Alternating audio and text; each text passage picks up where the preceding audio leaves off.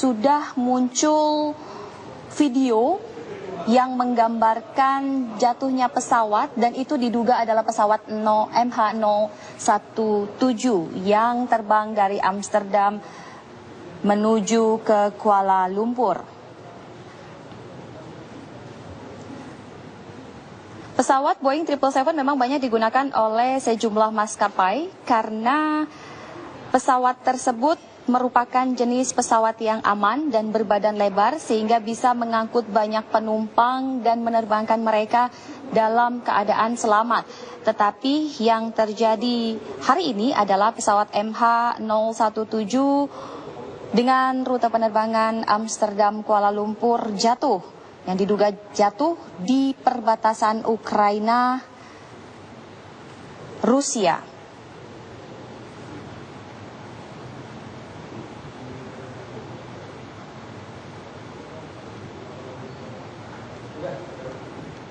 Sejumlah laman memang sudah mengabarkan jatuhnya pesawat Boeing 777 ini yang mengangkut 280 penumpang dan 15 awak. Tapi Bandara Schiphol Amsterdam sendiri seperti dikutip atau seperti kami kutip dari laman kantor berita Rusia Interfax, ini masih belum bisa menyampaikan laporan jatuhnya pesawat karena mereka belum mendapatkan informasi sampai sejauh ini. Dan ini merupakan siaran langsung dari salah satu stasiun di Rusia yang juga mengabarkan mengenai jatuhnya pesawat Malaysia Airlines yang membawa 280 penumpang dan 15 awak. Ini lokasi dugaan jatuhnya pesawat setelah ia hilang kontak dari otoritas udara Ukraina. Catatan terakhir memang masih simpang siur antara ketinggian. Sudah muncul video yang menggambarkan jatuhnya pesawat dan itu diduga adalah pesawat MH017 yang terbang dari Amsterdam menuju ke Kuala Lumpur. Pesawat Boeing 777 memang banyak digunakan oleh sejumlah maskapai karena pesawat tersebut merupakan jenis pesawat yang aman dan berbadan lebar sehingga bisa mengangkut banyak penumpang dan menerbangkan mereka dalam keadaan selamat. Tetapi yang terjadi hari ini adalah pesawat MH017 dengan rute penerbangan Amsterdam Kuala Lumpur jatuh, yang diduga jatuh di perbatasan Ukraina Rusia.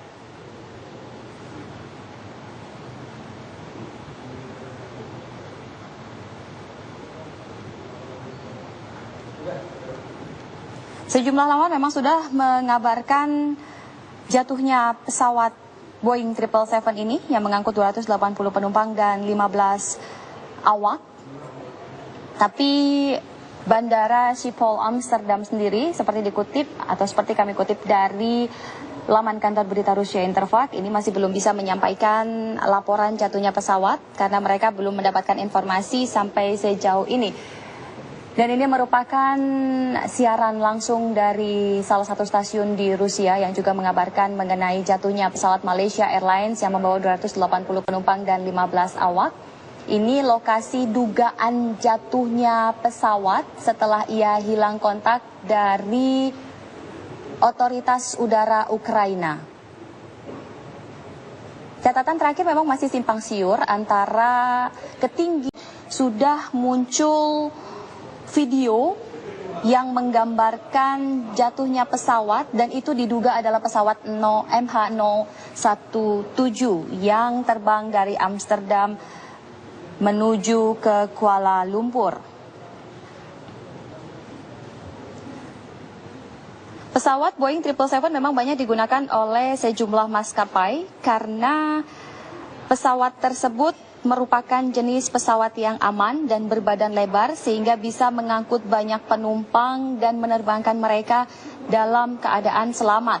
Tetapi yang terjadi hari ini adalah pesawat MH017 dengan rute penerbangan Amsterdam Kuala Lumpur jatuh, yang diduga jatuh di perbatasan Ukraina Rusia.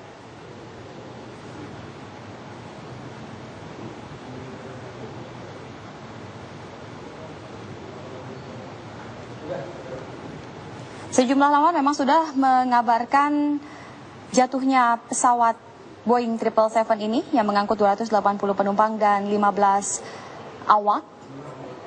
Tapi Bandara Schiphol Amsterdam sendiri seperti dikutip atau seperti kami kutip dari laman kantor berita Rusia Interfax, ini masih belum bisa menyampaikan laporan jatuhnya pesawat karena mereka belum mendapatkan informasi sampai sejauh ini. Dan ini merupakan siaran langsung dari salah satu stasiun di Rusia yang juga mengabarkan mengenai jatuhnya pesawat Malaysia Airlines yang membawa 280 penumpang dan 15 awak. Ini lokasi dugaan jatuhnya pesawat setelah ia hilang kontak dari otoritas udara Ukraina. Catatan terakhir memang masih simpang siur antara ketinggian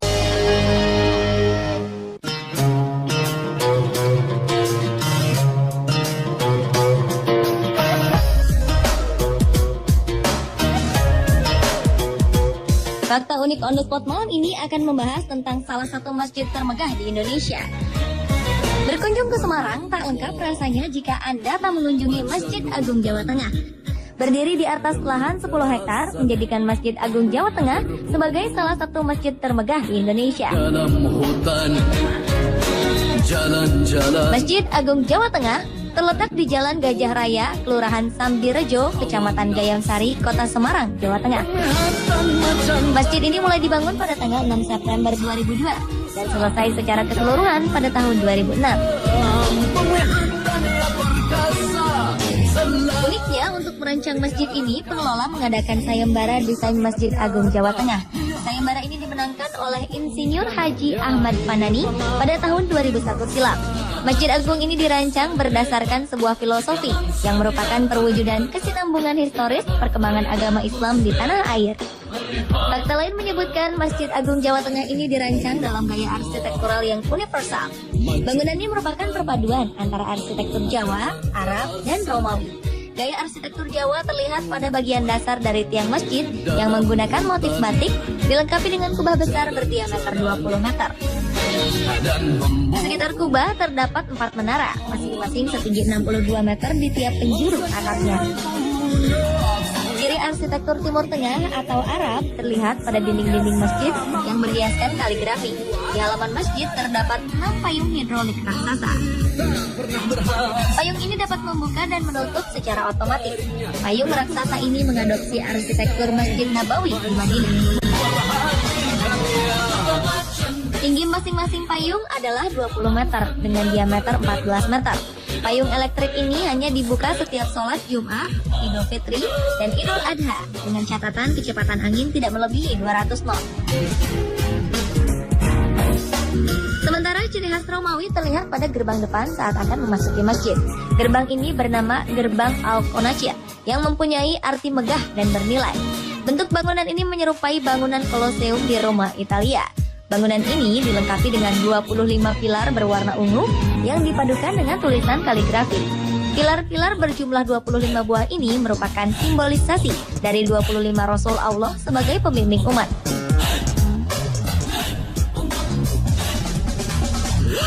Uniknya, selain memiliki gaya arsitektur universal, di Masjid Agung ini juga terdapat kolam air mancur yang memiliki 9 titik pancuran air. Jumlah ini melambangkan 9 wali dan memiliki arti bahwa Wali Songo mengantar masyarakat Jawa memeluk agama Islam.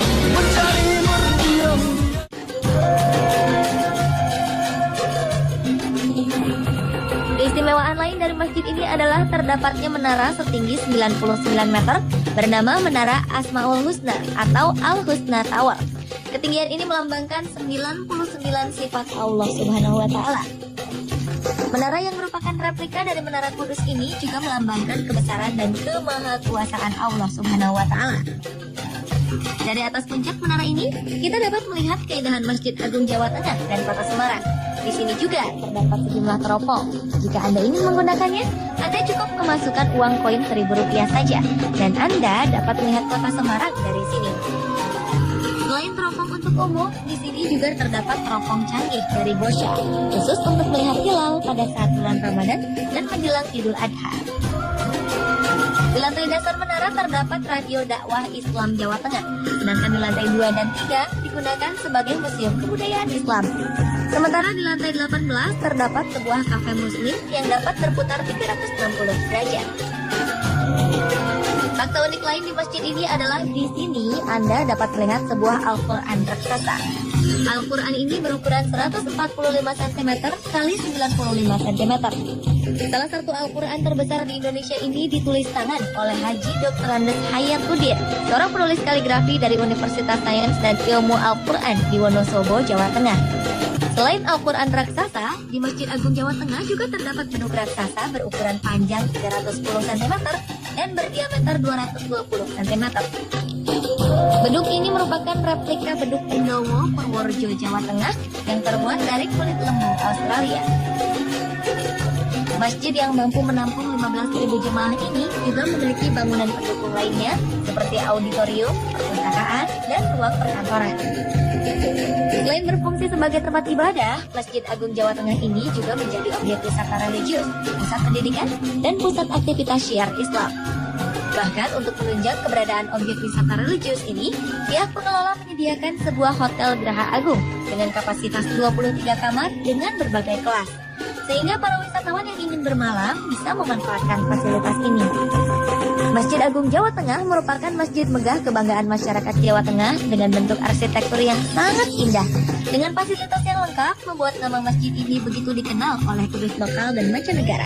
Sehingga tak jarang mereka datang ke masjid ini untuk beribadah sekaligus berwisata.